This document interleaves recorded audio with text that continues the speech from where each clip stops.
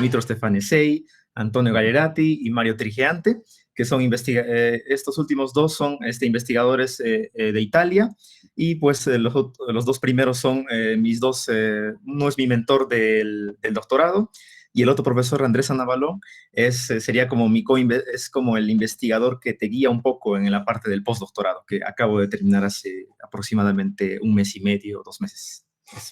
Sí, allá en Chile, por supuesto. Vamos a comenzar con el tema vamos a comenzar explicándoles, voy a comenzar explicándoles qué es el grupo de renormalización, ¿ya? Es importante mencionar que las teorías cuánticas de campos, hasta 1960-70, solo eran teorías descritas por funciones, por densidades lagrangianas, o solo estaba descrita por una teoría, una funcional, ¿no? Con una densidad lagrangiana y todo eso, nada más, ¿ya? Pero se iban dando cuenta los físicos que la física, bueno, ya lo sabían conceptualmente, que la física a diferentes escalas se comporta de manera diferente. Para un químico, por ejemplo, un átomo es una esfera rígida, ¿ya? Pero para un físico nuclear, el átomo no es una esfera rígida. Como trabaja con rangos de energía más grandes, más amplios, el átomo ya no es una esfera rígida, sino es una nube difusa, ¿no? Donde en el centro hay más o menos una esfera rígida para el físico nuclear. Para el físico de altas energías, el núcleo ya no es una esfera rígida, el núcleo está compuesto por partículas, obviamente por protones, neutrones, y los protones y neutrones por quarks, ¿ya? Entonces, la física depende de la escala de energía a la cual estemos trabajando. Por lo tanto, no es suficiente tener una teoría, una densidad lagrangiana o una acción para tu teoría, digamos, de cromodinámica cuántica.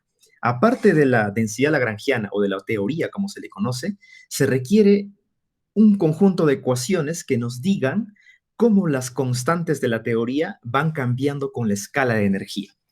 A eso se le llama las ecuaciones del Largy-Flow, ¿ya? Y es importante que lo mencione ahora, traté de mencionarlo ahora antes. ¿Por qué? Porque de eso trata justamente esta parte, ¿no? Del grupo de renormalización, ¿sí? Entonces, ¿qué sucede? Que la escala de energía la física depende de la escala de energía a la cual estemos trabajando, ¿sí? Y la dualidad ADS-CFT, justamente el corazón esencial de esa dualidad está basado en eso. Es una dualidad que relaciona dos teorías en escalas de energía distintas, ¿no? Tenemos una teoría gravitacional por un lado, una teoría cuántica, conforme cuántica por otro lado, ¿ya? Y ambas se relacionan en el sentido de que mientras uno está en su región infrarroja, la otra está en su región ultravioleta de escala de energía, ¿sí?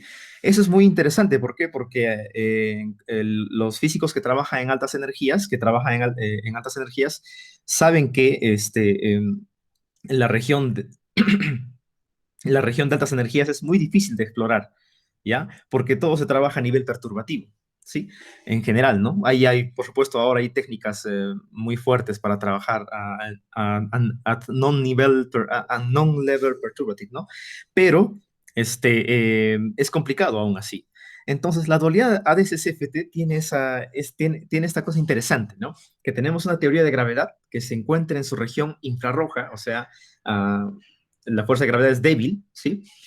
Y justo esa teoría de gravedad en su región infrarroja es dual o equivalente a una teoría cuántica en su región ultravioleta, justo en la región o escala de energía en la cual es, entre comillas, difícil de calcular muchas cantidades físicas, ¿ya? Eso.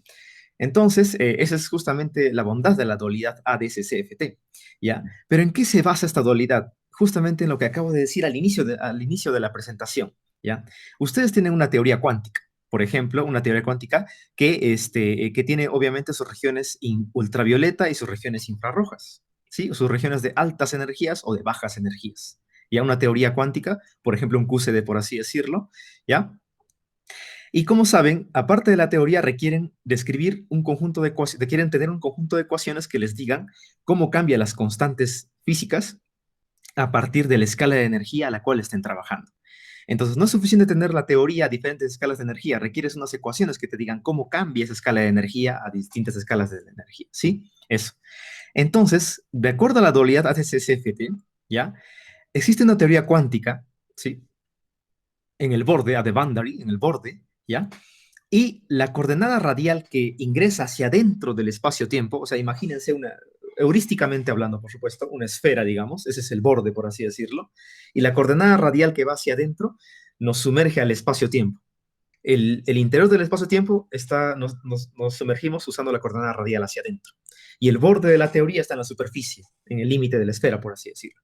En esa esfera, ahí viviría esta teoría cuántica, sí, mística, por así decirlo, por ahora, ¿ya? En el borde, ¿sí? Y el radio que ingresa hacia adentro vendría a ser la escala de energía a la cual estamos trabajando. Entonces, desde el punto de vista de la teoría cuántica, la parte radial y el interior del espacio-tiempo no es más que la región donde cambia la escala de energía de la teoría física. Nada más, ¿ya? Desde el punto de vista de la gravedad, simplemente estamos en el espacio-tiempo de 4 dimensiones, por ejemplo. La coordenada radial es una dimensión y cuando nos vamos R hacia el borde, estamos en una teoría cuántica. Como hemos fijado R hacia el borde, de las 4 dimensiones nos queda una dimensión. Entonces, la dualidad ADS-CFT relaciona dos teorías en diferentes escalas de energía, ultravioleta, infrarrojo, infrarrojo, ultravioleta, en una dimensión menor. ¿Sí? Eso, en diferentes dimensiones. Mientras que la gravedad es 4 dimensiones, la teoría cuántica viviría en 3 dimensiones. Si tendríamos una teoría de gravitacional en 5 dimensiones, tendríamos una teoría cuántica en 4 dimensiones, que es en general lo deseable, ¿no? Las teorías cuánticas son en 4 dimensiones. Las malas noticias son estas, de que no es cualquier teoría de gravedad, sino un espacio-tiempo anti de Sitter, un espacio-tiempo con una constante cosmológica negativa, ¿ya? Y por el otro lado, la teoría cuántica dual no es cualquier teoría cuántica como desearíamos que sea una QCD, una teoría electrodébil, etcétera, ¿no? No sería eso, ¿sí? Sería una teoría cuántica conforme. Es una teoría cuántica con altísima simetría, ¿no? Bastante simetría, ¿ya? Y de hecho, hace poco en el LHC, por las observaciones, pues hemos entendido que la supersimetría por ahora no se ha observado, no hay indicios de que la supersimetría sea verdadera y todo eso, ¿no? Entonces, pero ¿por qué uno sigue estudiando? Bueno, requiere herramientas teóricas y modelos, toy models, modelos juguete, para describir o intentar hacer cosas que no se puede hacer con la teoría usual, ¿ya? Eso. Entonces, ahí tenemos estas teorías cuánticas conformes, tienen una propiedad muy interesante, ¿ya? Primero, tienen ustedes la fotografía de una persona, ¿sí? Cualquier cosa me pregunta. Ya. Tienen ustedes la fotografía de una persona, ¿ya? Si la persona mide, no sé, 2 metros, 1,80, ¿ya? Pero en la fotografía está en, no sé, un tamaño de 10 por 10, por así decirlo. Entonces fue tomada la fotografía y fue escalada a un tamaño más chiquitito, y esa es una transformación de escala, sin deformar su brazo más grande, su cabeza más grande, nada, ¿sí? Esa se llama transformación de escala. Entonces, adicionando un par de simetrías adicionales más, una teoría cuántica que obedece a esas, que es invariante bajo esas transformaciones de escala, o sea, es una teoría física que no le interesa si uno se encuentra a grande escala o pequeña escala, ¿ya? Esas teorías místicas o ficticias, por así decirlo, matemáticamente hablando, por supuesto, existen y son muy útiles y tienen bastante simetría y son, entre comillas, más fáciles de manejar, ¿ya? Que las teorías cuánticas usuales, como QCD y todas ellas, ¿sí? En las ecuaciones de Argy-Flow, cuando nosotros graficamos, por ejemplo, las constantes de acoplamiento y graficamos, encontramos regiones y puntos fijos donde justamente, por ejemplo, la función beta se hace igual a cero. Sí, ahora les voy a comentar la función beta de qué trata justo y qué tiene que ver con las ecuaciones de Argy-Flow, por supuesto. ¿Ya? Entonces, la función beta se define de esta manera y el premio Nobel para Wilczek y ellos fue justamente esto. Mira, le voy a explicar rápidamente esto. El acoplamiento aquí está, ahí está la función beta. G es la constante de acoplamiento que dice cómo, por ejemplo, viene dos electrones, interactúan con un fotoncito y luego se dispersan, ¿cierto? Entonces, la fuerza, la constante que dice más o menos o da el factor de intensidad de acoplamiento de esa interacción está determinado por estos Gs, ¿no? Que se llaman constantes de acoplamiento. Para cada teoría, QCD, electrodinámica, electrodébil, hay constantes de acoplamiento, ¿ya? Y esta ecuación nos dice cómo cambia las constantes de acoplamiento con la escala de energía que está aquí abajo, ¿ya? Y esta es la función beta. Y el de acá abajo, el logaritmo de mu, es la escala de la energía, ¿ya? Entonces, este sería el logaritmo de mu, sería como la parte radial de la gravedad. El objetivo de esto, lo que yo trabajo más o menos, ya lo que trabajamos en esta área, es que vamos a construir esta ecuación que es netamente de la teoría cuántica, lo vamos a construir desde un punto de vista puramente geométrico. Voy a usar pura geometría, pura relatividad general para construir esta ecuación, ¿sí? Eso. ¿ya? Entonces, ahorita les explico un poquito más, permítanme mostrarles esto. Por ejemplo, tenemos esta métrica de un espacio-tiempo, ¿ya? Con región plana, 4 dimensiones. La parte radial sería esta coordenada U, ¿sí? Aplicando esta definición tal cual, yo puedo construir esta función beta para ese espacio-tiempo, por ejemplo, ¿ya? Y aquí está el exponencial de e a la phi. Esta interpretación proviene de la teoría de cuerdas, porque en teoría de cuerdas, justamente el acoplamiento proviene del valor de expectación del vacío del dilatón, ¿no? Los dilatones en la teoría de cuerdas tienen una función muy, muy importante, ¿sí? El campo escalar, el campo escalar es un campo escalar cuántico, ¿no? ¿Sí? No es un campo escalar común. Para tener su valor hay que tomarle su valor de expectación. Y justamente en cuerdas, cuando uno toma el valor de expectación del exponencial del campo escalar, del dilatón, ya obtiene el acoplamiento. Es por eso que aparece aquí en la definición de la función beta. Entonces, es la derivada del acoplamiento, o sea, la derivada del exponencial de phi, sería aquí, respecto de la derivada de la escala de energía. En nuestro caso, de acuerdo a la interpretación de la dualidad ADS-CFT, la escala de energía debería estar dado ya por la parte radial de la métrica.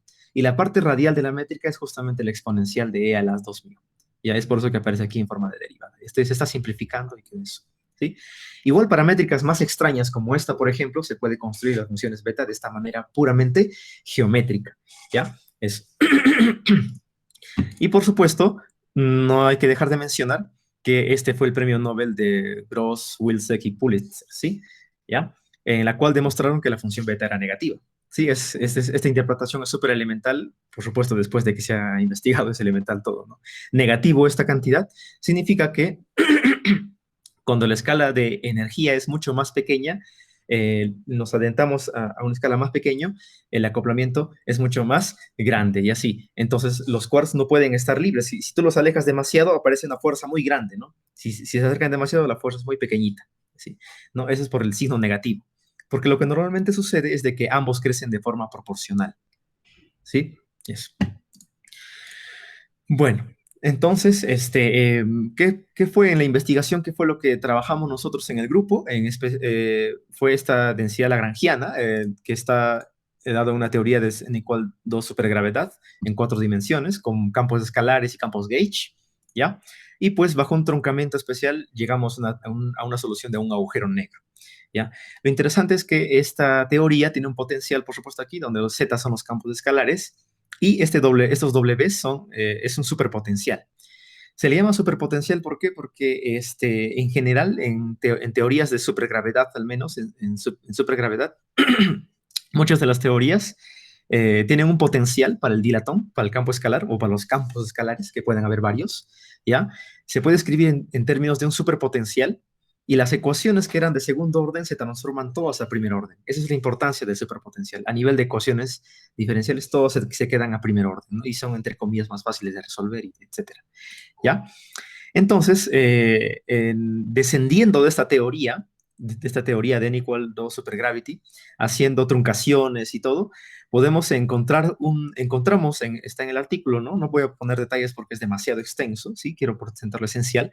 Encontramos este potencial escalar que hace muchos años habíamos encontrado yo cuando hice mi doctorado con los profesores Andrés Anabalón y Dumitro Stefanesei, ese potencial escalar, y que este potencial escalar da como origen una solución de un agujero negro. Aquí hay muchos parámetros que explicar, pero lo importante es que aquí hay un potencial escalar y aquí hay un parámetro nu que vamos a llamarle parámetro de pelo, porque cuando hacemos este parámetro de pelo igual a 1, este potencial se reduce a la constante cosmológica, y él es el radio anti de Sitter, ¿ya? Eso. Entonces, ¿cuál es el problema que teníamos esta vez? El problema es que este potencial tiene un superpotencial complejo. Y es complejo, ¿no? Complejo en el sentido que tiene un número imaginario. Entonces, el problema es de que no hay interpretaciones claras de lo que cosa es un superpotencial complejo.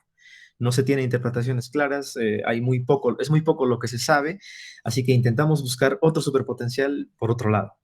¿Cuál es la importancia del superpotencial también? Que con este podemos construir la función beta, ¿no? Eso. En nuestro artículo, en nuestro trabajo de investigación, nos centramos en un caso donde esa constante del potencial anterior era alfa igual a 0, ¿ya? Y con ese potencial se logra construir un superpotencial que es, entre comillas, real, ¿ya? Pero el problema de este superpotencial real, usando la truncación de supergravedad, ¿ya? El problema es de que la función beta que proviene a partir de este superpotencial no concuerda. Sí, no da. La función beta que uno calcula geométricamente con la ecuación del superpotencial no concuerdan. Por lo tanto, este superpotencial no es el correcto, por así decirlo. Debemos construir un superpotencial cuando hay agujero negro. ¿Ya? La historia es la siguiente. En la literatura hay muchas teorías de dilatón y todo eso, de gravedad con dilatón, donde se construyen superpotenciales, ¿ya? Pero no con agujeros negros, sino con espacios-tiempos vacíos o con naked singularities, o sea, singularidades desnudas, sin horizonte de eventos que cubran esa singularidad, y eso no, que no son tan físicos, por así decirlo, ¿ya?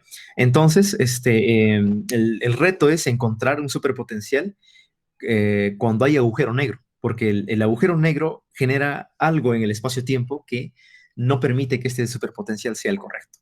Eso fue lo que más, entonces, y lo encontramos, ¿no? Nuestro superpotencial correcto, que sí da la función beta y todo, es esta y se relaciona con esta otra, con un signo negativo y en factor 2 que parece elemental el cambio, pero no, no se puede hacer eso, ¿no? Hay que seguir reglas, por supuesto, de la teoría. Es otra teoría ya sería, ¿no?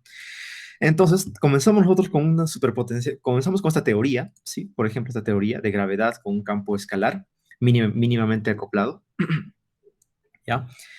Entonces, ahí están las ecuaciones de movimiento. A temperatura cero, ¿qué significa? Que no hay agujero negro. Tenemos un espacio-tiempo sin agujero negro, ¿de acuerdo? Usamos las ecuaciones de Einstein, las resolvemos, las colocamos todas las ecuaciones para esta métrica de aquí, y ahí quedan estas ecuaciones. Lo interesante es de que podemos escribir estas ecuaciones, en especial la primera, en dos ecuaciones de primer orden, y tener un potencial que esté en función del superpotencial, justamente de la manera usual que está en las teorías de supergravedad. Tomen en cuenta que estamos ahorita en gravedad pura, no estamos en supergravedad, nada. Estamos ahorita en gravedad pura, ¿sí? Simplemente relatividad general acoplado con campos escalares. Eso. Y se puede hacer esto, pero cuando el espacio-tiempo es vacío, no hay nada, no hay agujero negro, no hay nada. Por eso lo llamamos superpotencial a temperatura cero, ¿ya? Eso. Entonces, a temperatura finita, ¿se puede? Claro que se puede. Hay un artículo interesante donde un profesor, me olvidé su nombre ahora, pero por supuesto que están los links ahí del archive en la parte baja de las diapositivas, ¿ya? Donde logran hacer una construcción de un superpotencial con horizonte planar. Nosotros generalizamos cuando el horizonte del agujero negro puede ser cualquier K, positivo, negativo, etcétera, ¿no? Y hicimos un ejemplo concreto en este artículo, por supuesto. Entonces, lo interesante es que tenemos esta métrica general, tenemos aquí las ecuaciones de movimiento para la misma teoría anterior, pero en este caso hay un horizonte de eventos. No olvidemos que el horizonte de eventos siempre está en la componente GTT de la métrica, ¿no? Entonces, hay un horizonte de eventos determinado por este factor de aquí. Sí, hay horizonte de eventos. Metemos en las ecuaciones de movimiento, nos quedan ecuaciones un poco más complicadas, como era de esperarse, ¿ya? Y esta es la ecuación de Klein-Gordon, ¿sí? Y lo interesante es de que observamos que en estas coordenadas, justamente es importante eso recalcar, que en estas coordenadas, esta ecuación de aquí no cambia. En el caso anterior, cuando no había agujero negro, esta ecuación es la misma que cuando hay agujero negro, que cuando hay un horizonte de eventos. Entonces, podemos usar el mismo truco anterior, convertir esta ecuación de segundo orden en dos de primer orden, creando un nuevo W que vamos a llamar superpotencial, y de esa manera podemos escribir el potencial de nuestra teoría, el B, del campo, potencial del campo escalar, en función del superpotencial. Y aquí hay algo muy importante, que G tiene que ver justamente con el horizonte de eventos. Entonces, el horizonte de eventos tiene un efecto sobre la forma en la cual el potencial se escribe en función del superpotencial. Tiene un efecto terrible aquí, cambia totalmente todo. Y por supuesto también la geometría del horizonte de eventos. Si el horizonte de eventos es horizonte K igual a 0, no hay este término, no hay agujero negro, se elimina este término y me queda que D está en función de W de manera limpia. ¿Ya? Pero como hay horizonte de eventos, esos dos tienen efectos, tanto la geometría del horizonte de eventos como el mismo horizonte de eventos. Eso, ¿ya? Para ver un caso simple y sencillo, trabajamos con el caso K igual a 0. Ahí están las ecuaciones de movimiento. El mismo truco, ven que esta se convierte de esta manera sencilla en 2 de primer orden y pues todo se puede escribir bonito ahí. Pero este es solo a nivel de ecuaciones, requerimos una solución de agujero negro concreta. Afortunadamente, en mi grupo de física ya, con el grupo de Chile, el profesor Andrés Navalón tenía años trabajando en un conjunto de soluciones de agujeros negros con campo escalar y tenía una familia grande de agujeros negros cargados eléctricamente, magnéticamente, agujeros negros diónicos, etcétera, ¿sí? Así que de ahí podríamos buscar uno de nuestros modelos y usarlo para ver cómo trabaja en un modelo real, concreto, ¿no? No solo a nivel de ecuaciones, como está aquí. ¿Ya? Eso. Entonces, tomamos una solución Hayri que tenía el Hayri de pelo, ¿no? Entonces tenemos este potencial sencillito. Esta es la métrica, entre comillas, rarita, por así decirlo. No es muy común. Aquí hay una coordenada X, que sería la coordenada radial, ¿ya? La sección transversal del horizonte de eventos, planar. Aquí están las ecuaciones de movimiento. Y el problema de esta, y la solución son esta de aquí, ¿no? El gamma es esto y el F es esto. Esas ecuaciones están completamente resueltas, no hay nada que decir. También tenemos el campo escalar, creo que no lo copié aquí, lo siento. Todo está bien resuelto para esta solución, está bien estudiado, tenemos hartos artículos en relación a estas soluciones. Esta es una solución especial, de hecho, un caso muy, muy especial, ¿ya? ¿Qué sucede? Miren, el problema es de que ninguna de estas ecuaciones se parece a esta, y el truco que usábamos antes no podemos usarlo. Ninguna se parece. De hecho, esta tendríamos que usarla, pero no se parece en nada, es complicado. La física no depende del marco de referencia, no depende del sistema de coordenadas en que trabajamos, pero la física a veces es mucho más fácil dependiendo las coordenadas que usemos, ¿cierto? Eso. Entonces, lo más natural, lo más obvio, creo, para cualquier estudiante que está ingresando al posgrado o termina la universidad, es hagamos una transformación de coordenadas, ¿cierto? Un jueguito, ¿no? Hacemos la transformación de coordenadas de esas coordenadas X coordenadas feas, muy raras, a las coordenadas U, que entre comillas las conocemos un poquito más, donde sabemos aplicar este truquito. Hicimos la transformación, aquí está la transformación elemental, y con eso podemos construir de manera linda y bonita este par de ecuaciones.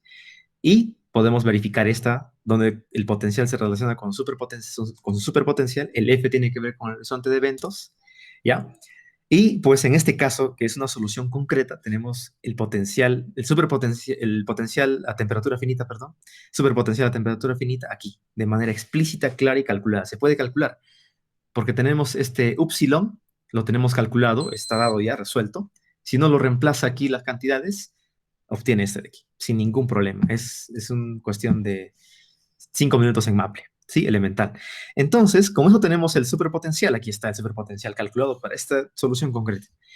Esta parte no olviden que al inicio de la charla se construye geométricamente, con conceptos físicos y con geometría pura. Este lado proviene más que todo de una relación de la teoría cuántica de campos. La teoría cuántica de campos nos dice que la función beta debería provenir de un superpotencial de esta manera. Por lo tanto, la construcción geométrica y la interpretación cuántica deberían coincidir sin ningún problema.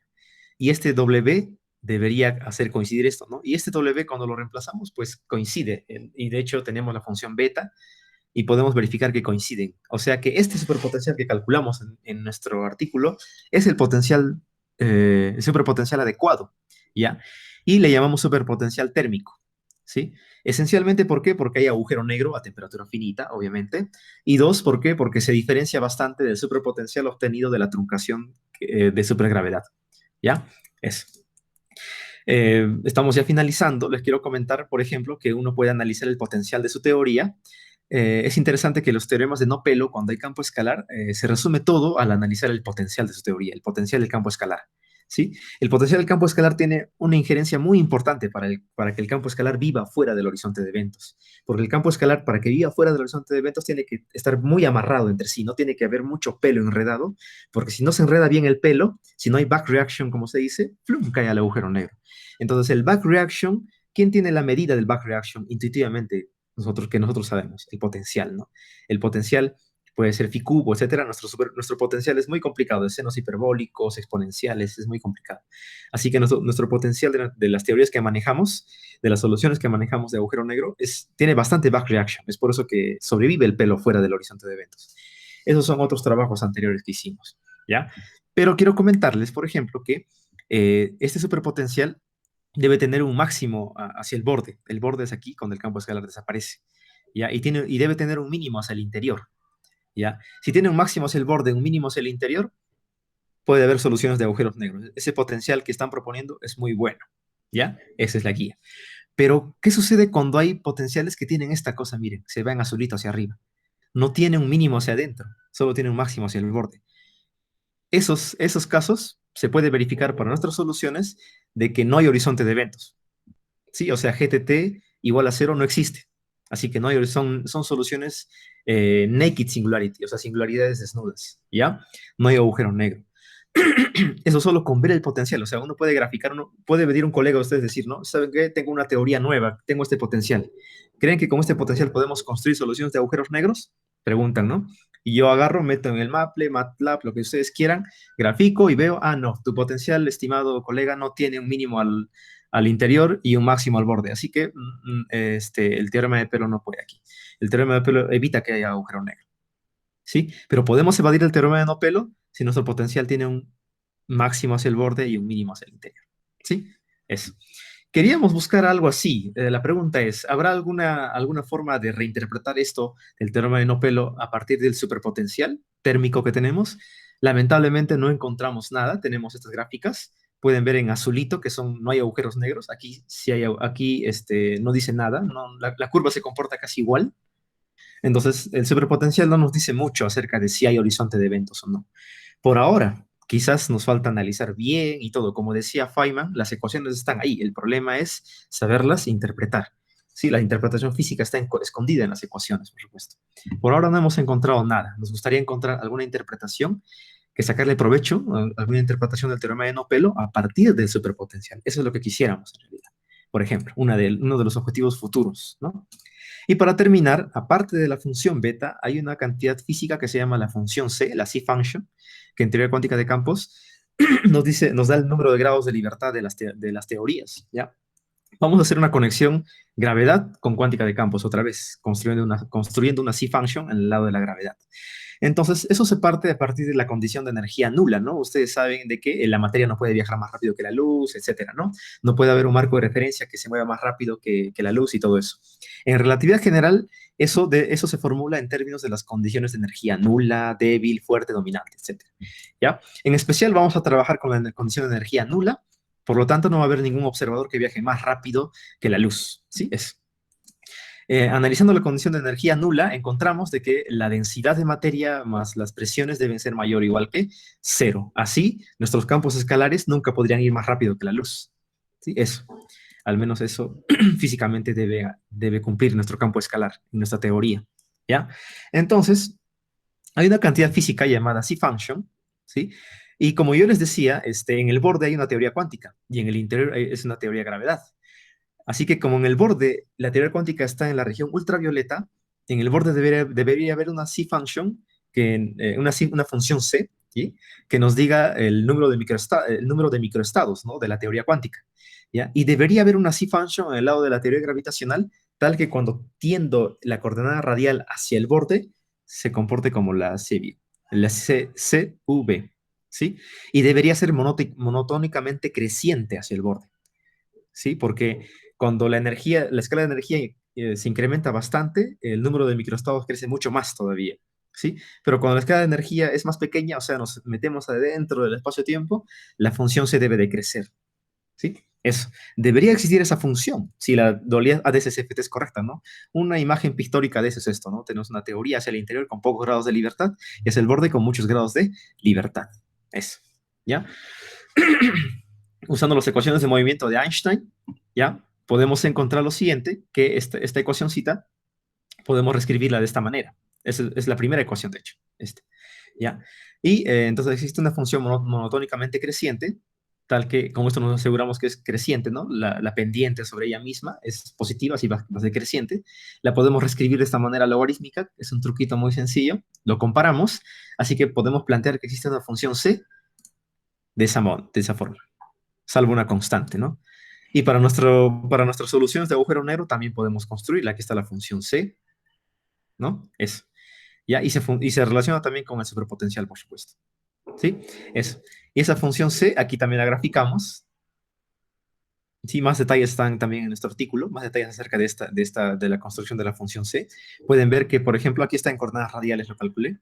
Hacia el borde es creciente y hacia el interior va a disminuir, ¿ya? Este es en las coordenadas radiales X un poco extrañas, también tiene la misma interpretación, porque el borde se encuentra hacia este punto y el interior se encuentra hacia la derecha. ¿Ya? Eso.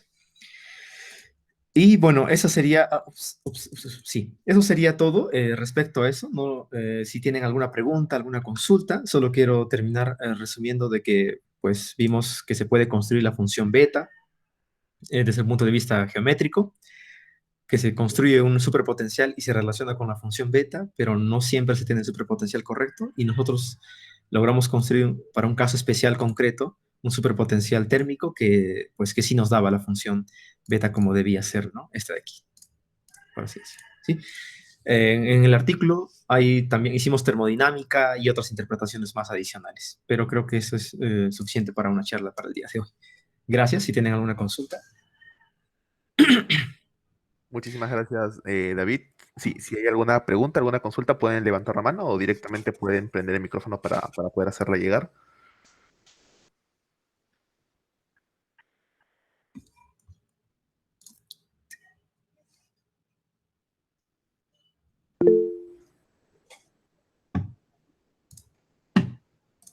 Sí, creo que...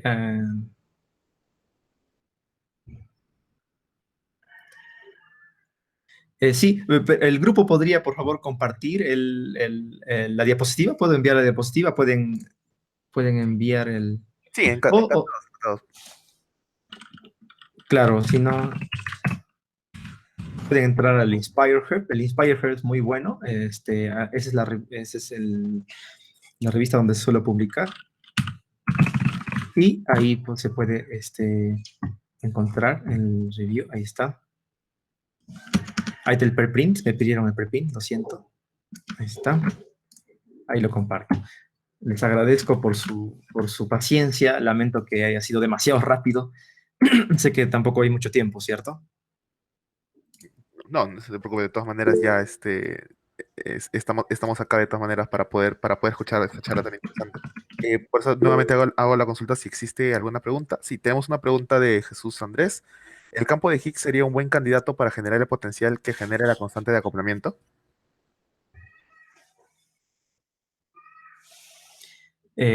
Muy buena. Sí, miren, el campo de Higgs, bueno, primero, en este caso que estamos trabajando son con campos escalares reales, ¿sí? Entonces, el campo de Higgs no necesariamente es real, ya esa es una diferencia.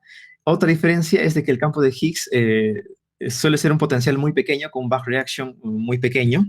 En cambio, el back reaction que pueden ver aquí, les muestro. Miren, este es el potencial con el que trabajamos nosotros. ¿Sí? Pueden ver que tiene tres funciones exponenciales. Si expandimos a términos de phi, pueden ver que va a haber término phi cuadrado, phi cubo, phi a la séptima.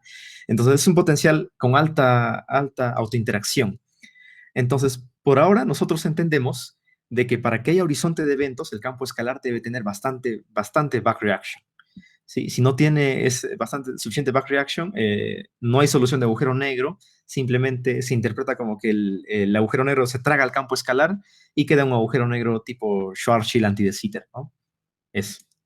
Entonces, esto por ahora no, ¿ya?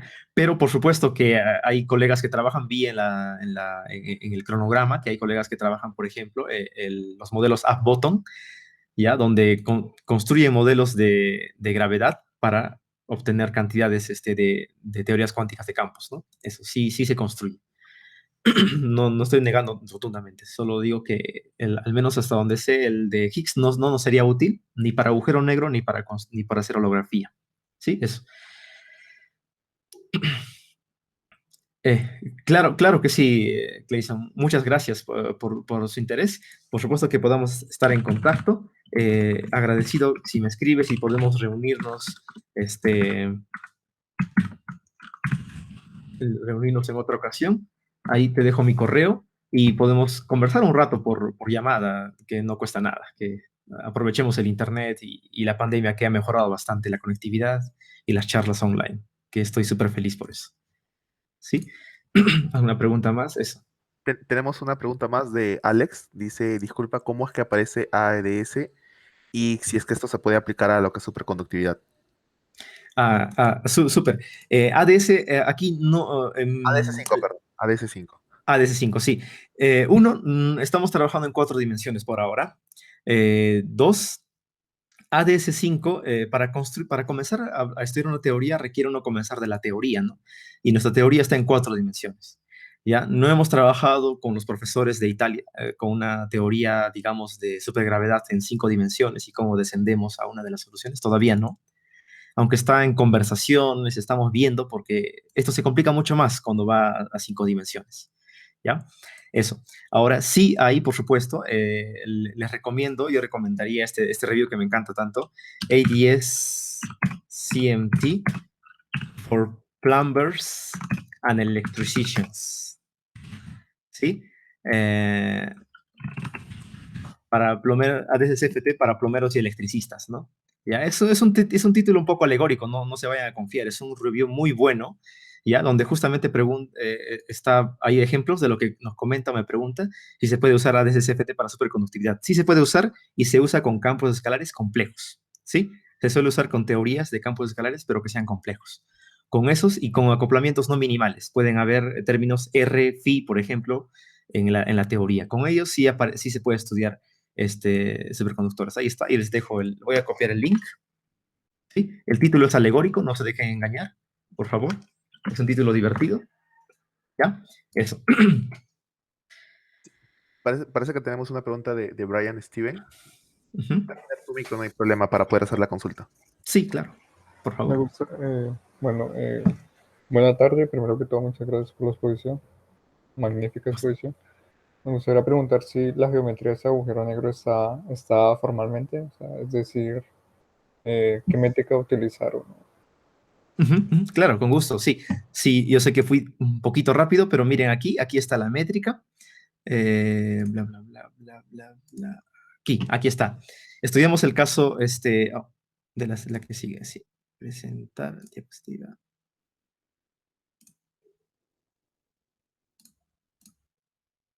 Sí, entonces esta es la teoría, el potencial que usamos, la métrica que usamos es esta de aquí, y las ecuaciones de movimiento y la solución. ¿Sí? Es una de las varias soluciones que tenemos nosotros en el grupo, que encontró más que todo el profesor Andrés.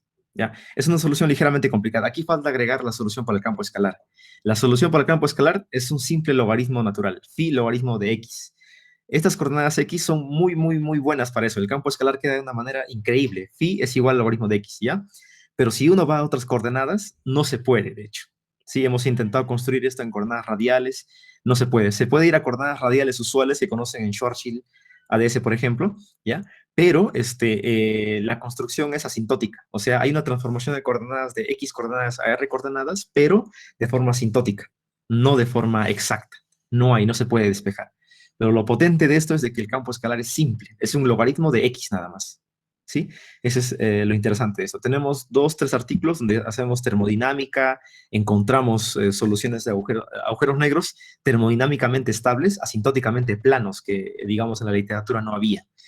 ¿Ya? Al menos para teorías donde no hay Gauss-Bonnet ni Higher Derivative, ¿no? Solamente teorías de campo escalar minimalmente acoplado a la gravedad, como esta. Sí, esta es. Y bueno, seguramente que los organizadores del grupo también nos va a pedir que enviemos la diapositiva. Yo con gusto comparto la diapositiva para que lo usen o lo compartan con todos los chicos que deseen. Sí, eso. Listo, muchísimas gracias. Y bueno, sí, vamos a hacer la solicitud para poder enviar a todos los interesados las diapositivas de las presentaciones. Por ahí también vemos una pregunta de Alex, que ha escuchado sobre conductores, que si puede ser igual a un agujero negro, si es cierto eso. Claro, porque la superconductividad tiene que ver con temperatura, ¿cierto? Entonces, el agujero negro es un objeto que está a temperatura finita. En la teoría dual tendríamos una teoría cuántica a temperatura finita. ¿Ya? Es por eso que se puede usar cuántica de campos para modelar superconductores, porque no tenemos una teoría cuántica cualquiera en la teoría dual. Tenemos una teoría cuántica a temperatura finita. ¿Y quién da esa temperatura? El agujero negro. ¿Ya? Entonces sí, se trabaja, se hace superconductividad y todo eso. Ese artículo, ese review es muy bueno, les recomiendo. Haces en la parte de abajo, de la mitad para abajo, hace superconductividad un poquito y muestra algunos resultados. Hace hidrodinámica, se puede calcular se puede calcular la relación entre la entropía y la viscosidad que fue estudiado en el 2008-2007 en el LHC para el plasma quark gluon, por ejemplo. El plasma coagulón sufre una transición de fase y pues se demuestra de que hay un límite máximo que puede tomar la relación entre la entropía y la viscosidad, ¿no? Y pues se demostró experimentalmente que el coagulón plasma cumple con ese límite. ¿Ya? Ese es otro cálculo holográfico interesante que ha bajado un poco estos años. Hay varios artículos, solo que son muy técnicos y tal vez falta aterrizarlos un poquito más para que tengan más alcance, ¿no? Pero sí, hace unos 5 o 10 años estuvo muy activa la comunidad de ADS-CFT calculando la entropía y la viscosidad. Estas cantidades holográficas a partir de la gravedad para cuántica de campos, ¿no? Eso. Les agradezco, muy amables por sus palabras, un gusto conocerlos, y gracias otra vez por permitirme a los organizadores dar la charla. Espero presentar en otra ocasión también. Sí, encantados nosotros de volver a realizar un evento similar. De parte del nombre del Grupo de Física Teórica de la Universidad Nacional del Callao, queda extendida ya la invitación para alguna charla futura. Y pues nada, agradeciendo también a todos los presentes en la sala 1, agradeciendo directamente a los presentes en toda la conferencia. Eh, Damos en este caso ya, si es que no hay alguna pregunta más, por finalizada esta presentación en la sala 1. Nos estamos volviendo a ver a las 2 de la tarde con las presentaciones del doctor Odón Arestegui y el doctor Junior Silva. Y esperemos que este evento internacional sea completamente desahogado. Muchísimas gracias nuevamente por la presencia.